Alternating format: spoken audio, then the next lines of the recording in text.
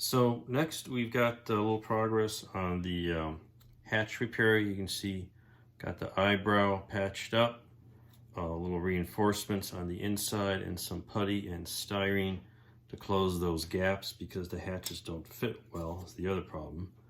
Same thing on this side, just a little strip of styrene to fill that gap and filling the gaps on the back with a little putty and styrene strip. So that's coming along.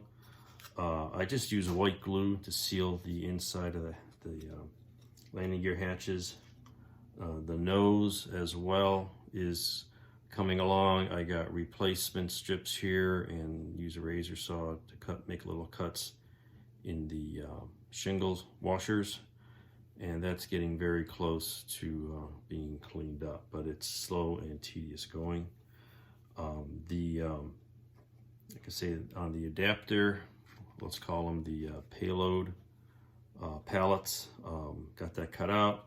I got a reinforcing beam here on the inside center, and I got some reinforcing strip being held by some clamps here. I got that glued to the inside to strengthen that up a little bit, and then we'll start figuring out a way to put hinges on these pallets and come up with some equipment to store on there.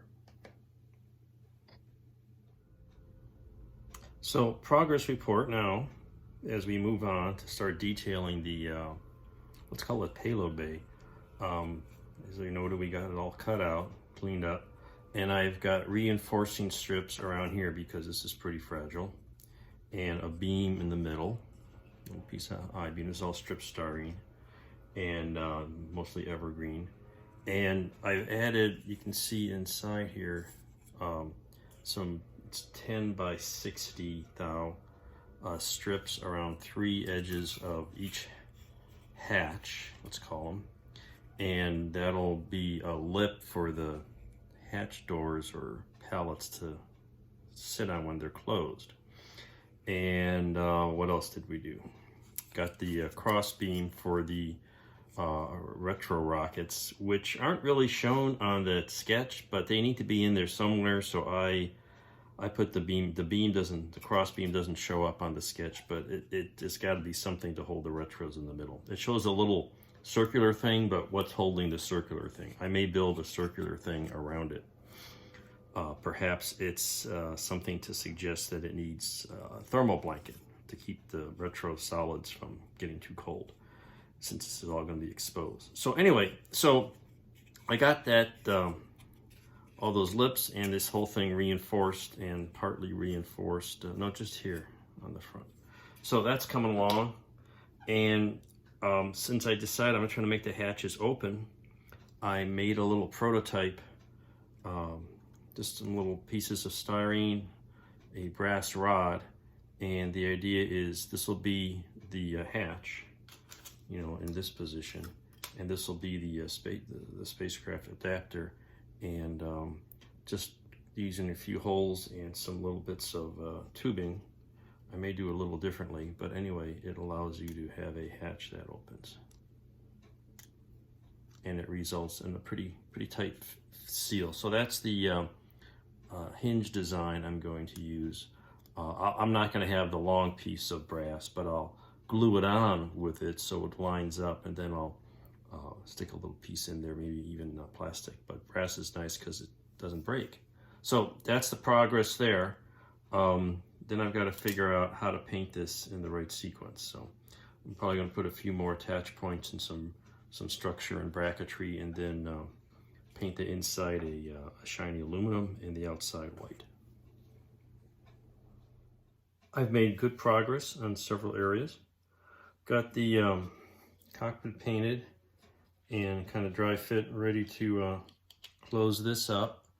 You can see I made little, I've used these before, little red reinforcing frames for the window hatches. Put a piece of the clear part in first, and then behind it I got a little pattern I print on my computer and just glue that around the window. It adds a little depth, a little more form to that. And I paint it by hand first because I have to mask that to paint the rest of it, and I can stay away from the transparent part by having that painted ahead of time before I put the glass on. So we're almost ready to glue the capsule together. That'll come very shortly. And meanwhile, I've been looking at diagrams of the Gemini and determined that there's a couple of tanks on the top that are for their propulsion system, which won't be needed here. So the rest of them are for fuel cells and some electronic boxes.